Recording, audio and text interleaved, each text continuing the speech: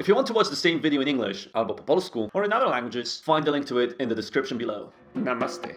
Hoy hablaremos sobre el viaje de una fruta y sus nombres. Empezaremos con una pregunta. ¿Qué tienen en común la selección nacional de fútbol de los Países Bajos, los monjes budistas laosianos y los prisioneros en los Estados Unidos? Para llegar a la respuesta a esta pregunta, primero os voy a contar la historia de un antiguo enemigo de los marineros. Hablaremos del escorbuto. El escorbuto es una enfermedad causada por la deficiencia de vitamina C.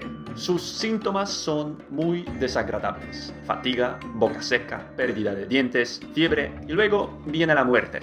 Durante miles de años, muchos viajeros lo han padecido, pero solo se convirtió en una verdadera pesadilla en la era de los grandes descubrimientos, cuando las potencias marítimas europeas comenzaron a realizar largos viajes en velero. Se estima que entre el año 1500 y el año 1800, el escorbuto mató a 2 millones de marineros. Viajar en estos días no era tan guay. Fernando de Magallanes, durante su viaje alrededor del mundo, en 1520, perdió a más de la mitad de sus marineros a causa del escorbuto. Durante los siguientes 300 años se discutió cómo curar y prevenir esta enfermedad. A finales del siglo XVIII, una larga expedición española de 56 días demostró que se habían encontrado curas para el escorbuto. Y una de estas curas fue el protagonista de este vídeo, la naranja. Así los marineros comenzaron a sobrevivir a largos viajes, y desde entonces vivieron felices para siempre. Pues ahora puedo responder a la pregunta del principio del vídeo. Los jugadores de fútbol de los Países Bajos, los monjes laosianos y los prisioneros americanos comparten el color naranja de su ropa. En cuanto a la palabra española naranja, esta no fue originalmente española. Regresemos a los tiempos en que Europa estaba envuelta en las tinieblas de la Edad Media y los árabes experimentaban su edad de oro, la edad de conquistas, arte e influencia. En el siglo VIII, los musulmanes del norte de África fundaron el Emirato de Córdoba. Fue de ahí que el nombre árabe, Naranj, llegó a los idiomas español y portugués. Casi en paralelo, un proceso parecido tuvo lugar en el sur de Italia, donde se fundó el Emirato de Sicilia. La palabra naranja en el italiano de aquella época era melarancia. Pero la naranja no fue originalmente una fruta de Magreb ni de la península arábiga. Antes de que la influencia árabe llegara en Europa, durante sus grandes conquistas, los árabes se encontraron con Persia, que eventualmente incorporaron a su imperio. El idioma persa se ha convertido en un idioma de prestigio. No es la primera ni la última vez en la historia al que el árabe prestó muchas palabras. La palabra que los musulmanes prestaron a los españoles y a los italianos fue una palabra persa ligeramente distorsionada, narang. La mayoría de los idiomas indoeuropeos, incluidos el español y el persa, provienen del mismo idioma, el idioma proto-indoeuropeo, del que hablamos en uno de los vídeos anteriores. Somos hermanos, o al menos primos, de los persas, pero la palabra naranja nos llegó de forma indirecta a través de intermediarios árabes. La lengua árabe tiene raíces completamente diferentes. Pertenece a la subfamilia de las lenguas semíticas, lenguas cuya gramática es muy diferente a las lenguas indoeuropeas, como el español, inglés o el persa. Pero, en cualquier caso, las naranjas no fueron originalmente fruto de Persia. La naranja entró en el idioma persa a través del antiguo idioma sánscrito. El sánscrito es el latín indio, del que muchos idiomas indios derivan. Hoy en día, la relación entre el hindi, que es el idioma más grande de la India, y el sánscrito es igual que la relación del español con el latín. Pero no fueron los hablantes del sánscrito primeros en comer naranjas, porque la palabra sánscrita narang proviene de alguna lengua drávida. We need to go deeper. Las lenguas drávidas son las lenguas originales de la India. Cuando los primeros asentamientos proto-indoeuropeos se establecieron en la India, este territorio ya tenía sus habitantes.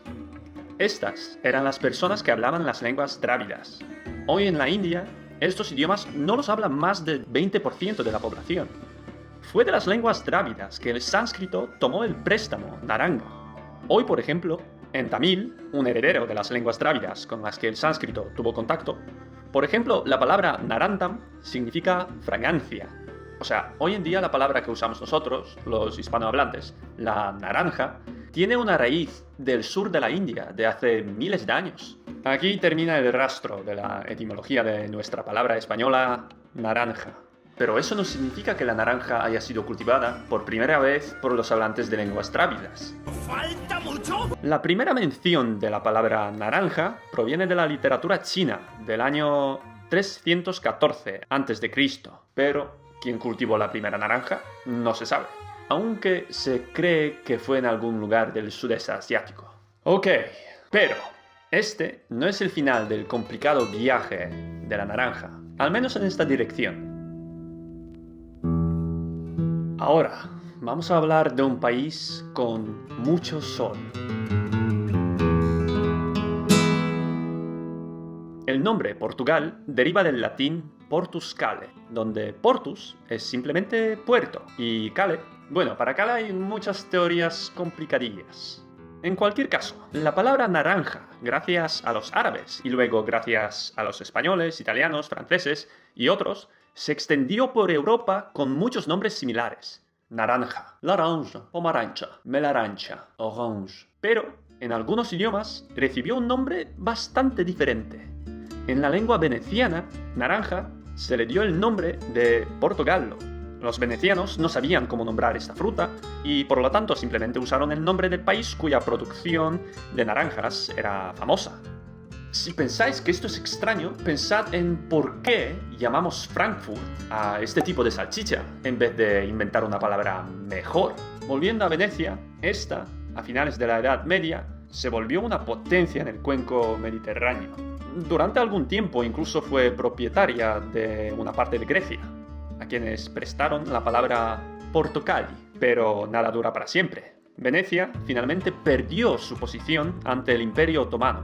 La pérdida del control del puerto griego de Tesalónica se considera el comienzo de la caída de Venecia. Los turcos otomanos se apoderaron de esta ciudad griega y con ella tomaron prestada la palabra Portocali. Hoy en turco, naranja es portakal. Los turcos pasaron la palabra a los persas. Mientras tanto, en Persia la palabra narang, de la cual viene nuestra naranja española, empezó a cambiar de significado.